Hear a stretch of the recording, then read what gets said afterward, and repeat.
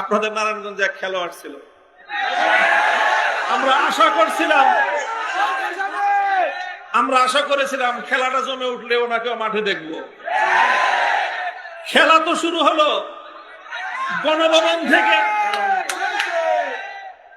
গণভবন থেকে অসহায় ভাবে উনি বলতেন, আপা নেত্রী, কত কিছু বলতেন। উনি করুণ ভাবে চোখের পানি ছেড়ে গণভবন থেকে বাংলার মাটি স্পর্শ করতে পারে নাই, তাকে আকাশে উড়ে দাদাবাবুদের দেশে চলে যেতে হলো। মাঠেও পেলাম না, আকাশেও পেলাম না, পানিতেও পেলাম না ওই খেলোয়াড় রে কোথাও। এই ধরনের জনতার মুখে চাপাবাজি করে আবার কোনদিন উড়ে এসে জুড়ে বসবেন, নারায়ণগঞ্জের মানুষকে আমি সতর্ক করতে চাই, এই ধরনের ভীতু কাপুরুষ জনগণ দেশের জনতার নেতৃত্ব দেওয়ার কোনো অধিকার রাখে না। যেই নেতার নেত্রীর জন্য বলে জীবন দিয়ে দিবে, তার বলে কত বাহিনী আছে। কই দুঃসময়ে তো আপনি খেলতেও নামলেন না, আপনি খেলার মাঠের পাশে অন্তত সাইড বেঞ্চে থাকে সেখানেও দেখলাম না। কোথায় পালায় গেলেন তার কোনো খবর নাই। আপনার দলের ঐতিহ্যবাহী দল, 70 বছরের পুরাতন দল, হাজার হাজার লক্ষ লক্ষ নেতা কর্মী, কারো নিরাপত্তার কথা চিন্তা করলেন না। আমি চলে যাওয়ার পর অথবা আমার পরে আমার নেতাদের কি হবে, আমার কর্মীদের কি হবে? গোটা দলের সমস্ত মাঠ পর্যায়ের নেতা কর্মীদেরকে ঝুঁকির মুখে ফেলে রেখে নিজে আর নিজের বোন আর 16টা লাগেজ এই নিয়ে হেলিকপ্টারে করে পালায় গেলেন। লজ্জা হয় আমাদের বলতে যে এই ধরনের কাপুরুষোচিত একজন নেত্রী আমাদের দেশে প্রধানমন্ত্রী ছিলেন। উনি বলছিলেন উনি নাকি পালান না, উনি নাকি পালাবেন না। সামনের দিনে আপনারা আওয়ামী লীগের নামটা পাল্টায় নতুন করে যদি রাজনীতি করতে চান, রাজনীতিতে নেমেন। এই ভীতু কাপুরুষ নেতৃত্ব নিয়ে বাংলাদেশের মাটিতে তাদের নাম নিয়ে, ওই কলঙ্কিত দলের নাম নিয়ে রাজনীতি করতে আসেন না। এটা থাকলো আপনাদের প্রতি আমার রাজনৈতিক পরামর্শ। সংক্ষিপ্ত দুটি কথা বলি। বিগত 16 বছর বিশেষভাবে দুটি বিষয়কে কেন্দ্র করে, দুটি হাতিয়ারকে ব্যবহার করে এদেশের মানুষের উপর নিপীড়ন চালানো হয়েছে। 1 নম্বর হাতিয়ার ছিল মুক্তিযুদ্ধ আর রাজাকার খেলা। মুক্তিযুদ্ধের পবিত্র চেতনাকে পুঁজি করে একটা ব্যবসা, রাজাকার খেলা। যাকে তাকে তখন ধরে রাজাকার বানিয়ে দেওয়া, যাকে তাকে তখন ধরে মুক্তিযোদ্ধা বানিয়ে দেওয়া। দুটো মেশিন তারা স্থাপন করেছিল। এক মেশিনে ঢুকলে মুক্তিযোদ্ধা হয়ে বের হয়, আরেক মেশিনে ঢুকায় দিলে রাজাকার হয়ে বের হয়। এই ছিল প্রথম খেলা। দ্বিতীয় খেলা হলো কর্মসূচি দিল হেফাজতে ইসলাম, কর্মসূচি দিল জামাতে ইসলাম, কর্মসূচি দিল বিএনপি। যাদের কর্মসূচি তাদের খবর নাই, সকাল থেকে রাত পর্যন্ত, সন্ধ্যা পর্যন্ত পাড়ায় পাড়ায় ছাত্রলীগ আর যুবলীগ। বাড়ি আমাদের বাংলা একটা প্রবাদ আছে, যার বিয়ে তার খবর নাই, পাড়া প্রতিবেশীর ঘুম নাই। এই যে ছাত্রলীগ, যুবলীগ, তারপরে জন্ম নিল হলো হেলমেট লীগ, তারপরে হলো পুলিশ লীগ।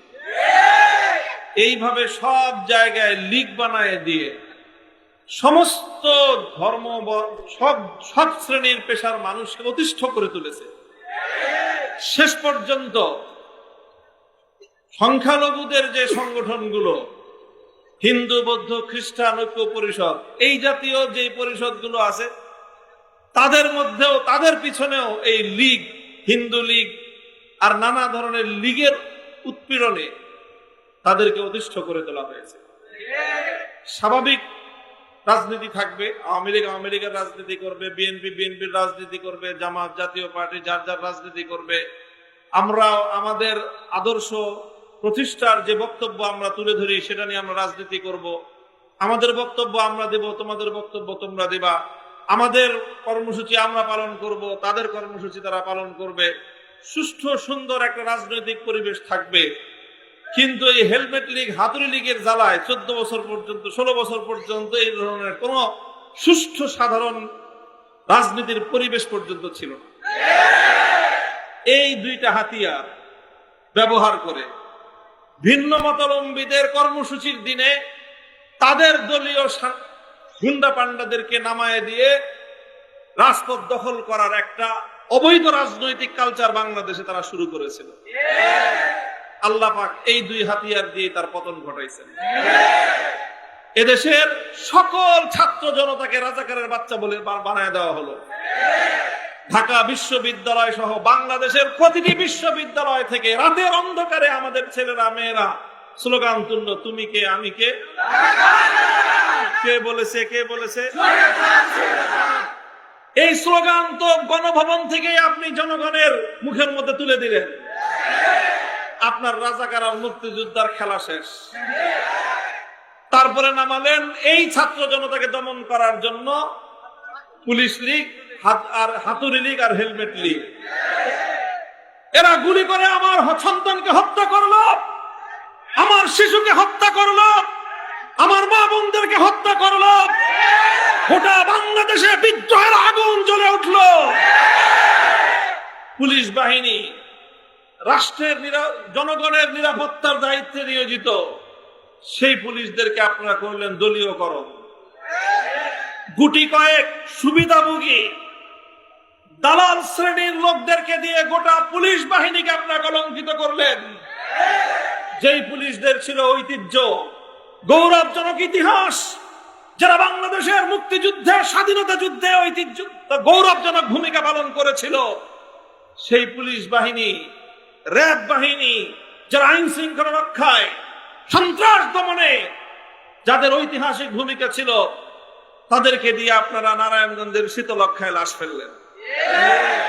র্যাব বাহিনীকে কলঙ্কিত করলো। পুলিশকে জনগণের মুখোমুখি দাঁড় করায় মানুষের মুখে মুখে স্লোগান তুলে দিল পুলিশ লীগ। এইভাবে এই রাজাকার মুক্তিযোদ্ধার খেলা আর ভিন্ন মতাবলম্বীদেরকে নিজের দলীয় এই লীগদেরকে দিয়ে, এই হাতুড়ি লীগ আর হেলমেট লীগ দিয়ে দমন করার এই খেলা যখন জমে উঠলো, আপনাদের নারায়ণগঞ্জে এক খেলোয়াড় ছিল, আমরা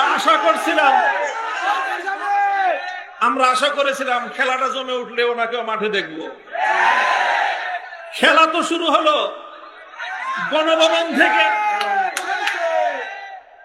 গণভবন থেকে অসহায় ভাবে উনি বলতেন, আপা নেত্রী, কত কিছু বলতেন। উনি করুণ ভাবে চোখের পানি ছেড়ে গণভবন থেকে বাংলার মাটি স্পর্শ করতে পারে নাই, তাকে আকাশে উড়ে দাদাবাবুদের দেশে চলে যেতে হলো। মাঠেও পেলাম না, আকাশেও পেলাম না, পানিতেও পেলাম না ওই খেলোয়াড় কোথাও। এই ধরনের জনতার মুখে চাপাবাজি করে আবার কোনদিন উড়ে এসে জুড়ে বসবেন, নারায়ণগঞ্জের মানুষকে আমি সতর্ক করতে চাই, এই ধরনের ভীতু কাপুরুষ জনগণ দেশের জনতার নেতৃত্ব দেওয়ার কোনো অধিকার রাখে না। যেই নেতার নেত্রীর জন্য বলে জীবন দিয়ে দিবে, তার বলে কত বাহিনী আছে। কই দুঃসময়ে তো আপনি খেলতেও নামলেন না, আপনি খেলার মাঠের পাশে অন্তত সাইড বেঞ্চে থাকে, সেখানেও দেখলাম না। কোথায় পালায় গেলেন তার কোনো খবর নাই। প্রিয় দেশবাসী, আমরা এই কথাগুলি বললাম যাতে ভবিষ্যতে আর কোন এরকম হেলমেট দল তৈরি না হয়, কোন হেলমেট লীগ যেন আর তৈরি না হয়। পুলিশরা বাহিনী হিসেবে বাংলাদেশের মানুষের কল্যাণে নিয়োজিত। অল্প কিছু অফিসারের দায়, তাদের অপরাধের দায় গোটা বাহিনী বহন করতে পারে না। আজ পুলিশ বাহিনীর সদস্যরা যাদের দায়িত্ব ছিল জনগণের নিরাপত্তা দেওয়া, আজকে তারা সবচেয়ে বেশি নিরাপত্তাহীনতায় ভুগতেছে।